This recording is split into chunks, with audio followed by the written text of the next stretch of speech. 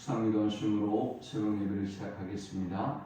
하나님 감사합니다. 간밤에도 주의 품에 우리를 편히 쉬게 하시고 새날을 주셔서 예배케 하심을 감사합니다.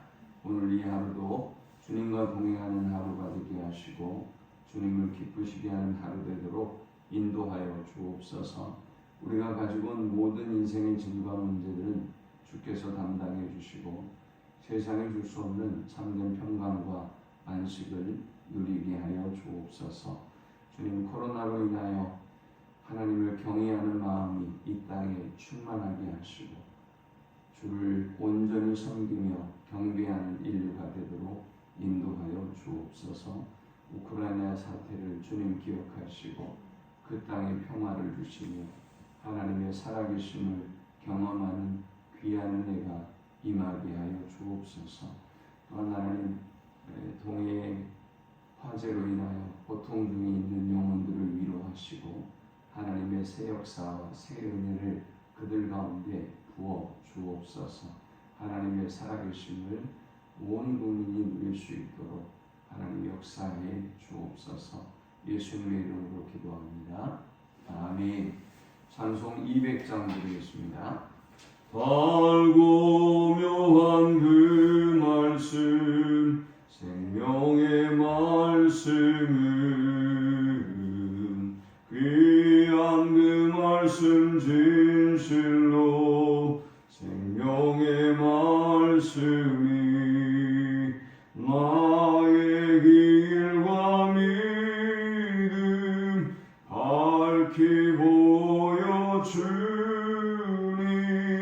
아름답고 귀한 말씀 생명샘이로다. 아름답고 귀한 말씀 생명샘이로다. 귀한 주님의 말씀은 내 노래 되도다.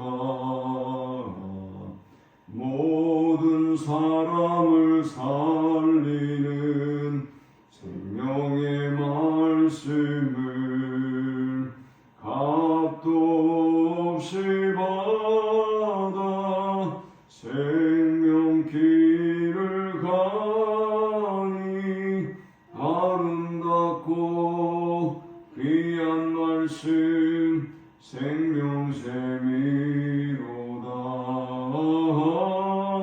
아름답고 귀한 말씀 생명샘이로다. 널리 울리어 퍼지는 생명의 말씀은 마음의 용서와 평안을 골고루 주나니 다만 예수 말씀 듣고 복을 받네. 아름답고 귀한 말씀 생명샘이로다. 아름답고 귀한 말씀 생명샘이로다.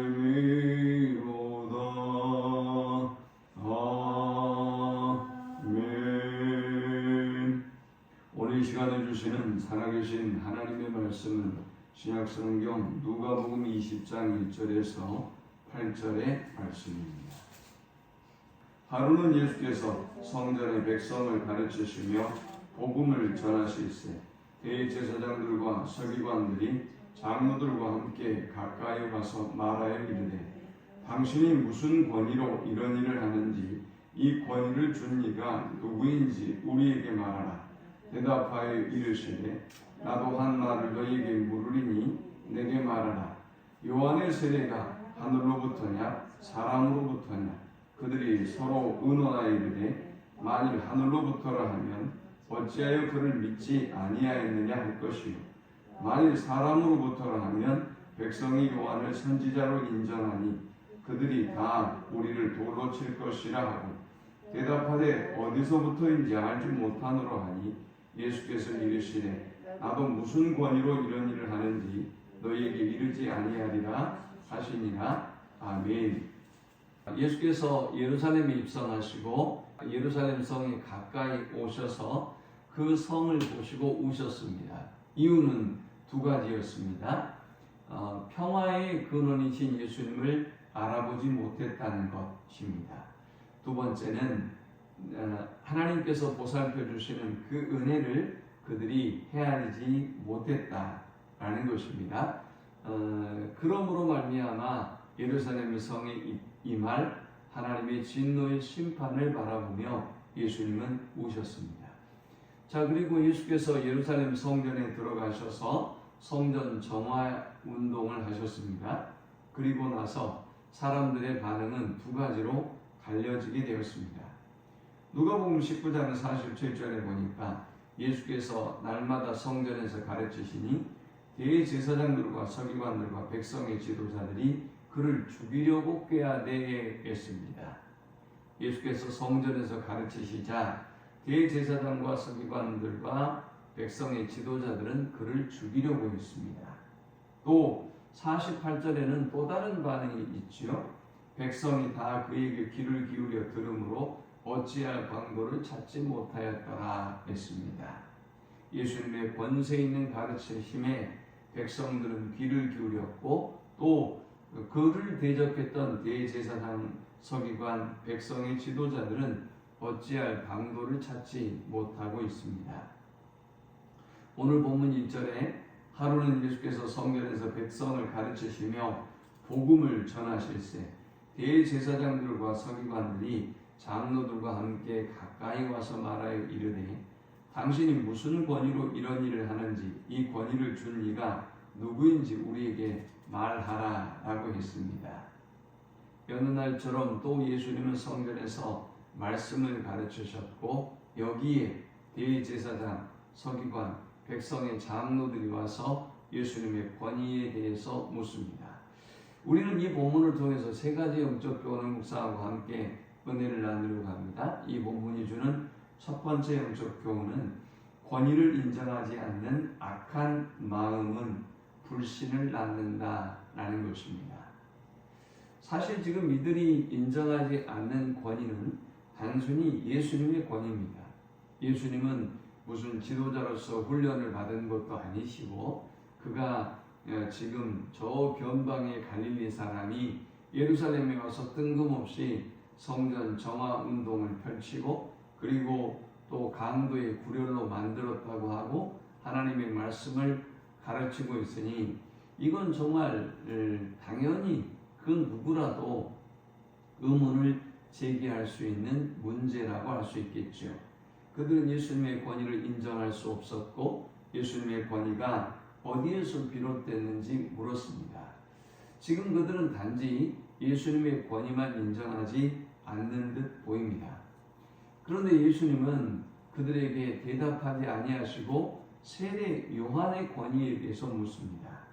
세례 요한의 권위가 하늘로부터냐 사람으로부터냐 라고 물었습니다. 그때 그들은 고민합니다. 세례 요한의 권위가 예수님의 권위와 동시에 연결이 되어 있기 때문에 세례 요한의 권위를 인정하게 되면 곧 예수님의 권위를 인정하는 것이 되고 역으로 세례 요한의 권위를 부정하게 된다면 예수님의 권위도 부정할 수 있겠지만 그러나 이미 그들은 세례 요한의 권위를 인정하고 있었고 그리고 백성 모두가 세례 요한을 인정하고 위대한 선지자 중에 한 사람으로 여기고 있기 때문에 세례 요한의 권위를 부정할 수가 없었던 것이죠. 자, 이제 다시 돌아본다면 그들은 지금 예수님의 권위만 부인하고 있는 것 같지만 그런데 예수님의 권위를 부정하려고 하다 보니까 세례 요한의 권위도 부정하고 있습니다. 이들이 세례 요한의 권위만 부정하면 그걸로 끝나느냐? 또 그건 아니죠. 세례 요한을 하나님께서 보내셨기 때문에 또 예수님을 하나님께서 보내셨기 때문에 예수님에 대한 권위의 부정은 세례 요한의 권위의 부정으로 이어지고 세례 요한의 권위에 대한 부정은 하나님의 권위에 대한 부정으로 이어지게 되어 있는 것입니다. 우리 안에 누군가의 권위를 인정하는 것을 마음 편하고 좋아하는 사람은 아무도 없습니다. 그런데 이렇게 권위를 부정하는 마음이 결국 우리에게 불신앙을 가져다 준다고 하는 사실을 우리는 잊지 말아야 하겠습니다.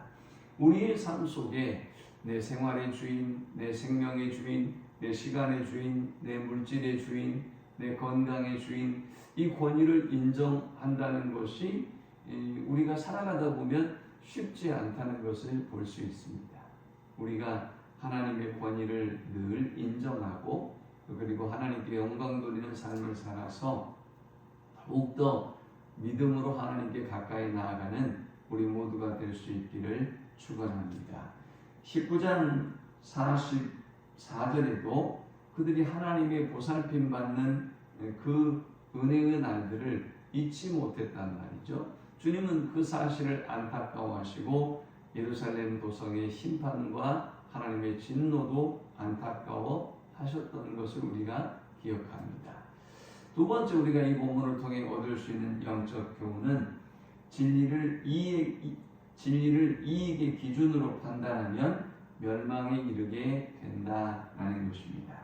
자, 이제 이들은 예수님의 권위에 대한 질문을 던졌습니다. 그런데 예수님은 그들에게 대답지 아니하시고 요한의 세례에 대해서 물었습니다.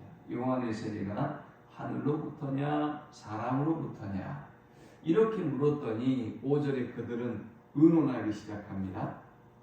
만일 하늘로부터라면 어찌하여 그를 믿지 아니하였느냐 할 것이요 만일 사람으로부터라면 백성이 요한을 선지자로 인정하니 그들이 다 우리를 돌로 칠 것이라 하고 대답하되 어디로부터인지 알지 못하노라 하니 했습니다.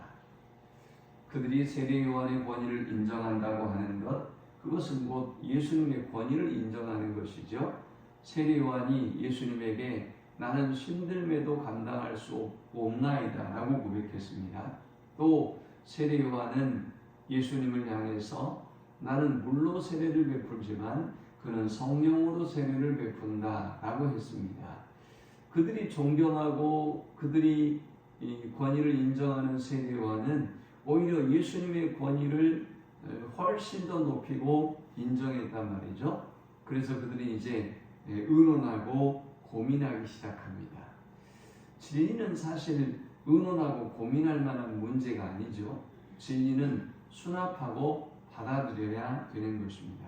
그런데 지금 그들은 왜 의논하고 고민하고 결국은 우리가 알지 못한다라고 거짓말을 하고 말합니까? 그들은 진리를 그들의 이익의 기준으로 판단했기 때문입니다. 때로 우리가 초신자 때 이런 경험을 할 때가 있지 않습니까? 내가 성도라고 말하면, 내가 크리스찬이라고 말하면 저 사람이 나에게 이렇게 할 텐데, 내가 이런 손해를 받을 텐데, 이런 기준으로 우리가 그 사실을 숨길까 말까 고민했던 때가 있었어요. 진리는 인간적인 기준으로, 이익의 기준으로 판단해서는 안 되는 것입니다. 어떤 손해가 와도 어떤 어려움이 있어도 우리는 진리를 당당하게 사람들 앞에 나타내고 드러내는 삶을 살아야 하는 것입니다. 마지막 세 번째 우리가 이 본문을 통해 얻을 수 있는 영적 교훈은 진리를 알고도 인정치 않으면 회개의 기회마저 잃게 된다라는 것입니다. 그들은 진리를 알고 있지만 대답을 하지 못했습니다. 그래서 7절에 대답하되 어디로부터인지 알지 못하노라 하니 예수께서 이르시되 나도 무슨 권위로 이런 일을 하는지 너희에게 이르지 아니하리라 하시니라 했습니다. 그들은 고민했고 그들은 세례 요한의 권위가 어디로부터 오는지 대답지 못했습니다. 그들은 진리를 알고도 진리를 인정하지 못했던 것입니다. 그런 그들에게 예수님도 나도 무슨 권위로 이런 일을 하는지 너희에게 말하지 않겠다라고 했습니다. 진리를 알고도 인정하지 아니하면 하나님은 그들에게 진리를 더 이상 보여주지 않겠다라는 것입니다. 자, 그렇게 되면 어떻게 됩니까? 구원의 기회를 상실하고 마는 것이지요. 우리가 이 본문을 기억하면서 진리를 하나님께서 깨닫게 해주시면 언제든지 그 진리를 믿음으로 수납하고 순종하는 삶을 살아야 될 줄 믿습니다. 하나님 은혜와 사랑에 감사합니다. 그냥 말씀을 통해서 은혜 받고 깨닫습니다. 진리를 우리에게 가르쳐 주시고 말씀하여 주시고 보여주신 하나님, 인간적인 기준으로 진리를 바라보고 선택하지 아니하게 하시고 하나님의 말씀을 있는 그대로 수납하고 순종의 길을 걸어가는 저들이 되게 하여 주옵소서. 예수님의 이름으로 기도합니다. 아멘. 지금은 우리 주 예수 그리스도의 크신 은혜와 성부 하나님의 그 크신 사랑과 성령의 인도 보호 교통 충만케 하시니 진리를 알고 진리에 순종하며 진리를 증거하는 삶을 살기를 소망하는 모든 주의 백성들의 머리 위에 이제로부터 영원토록 함께 있을지어다. 아멘.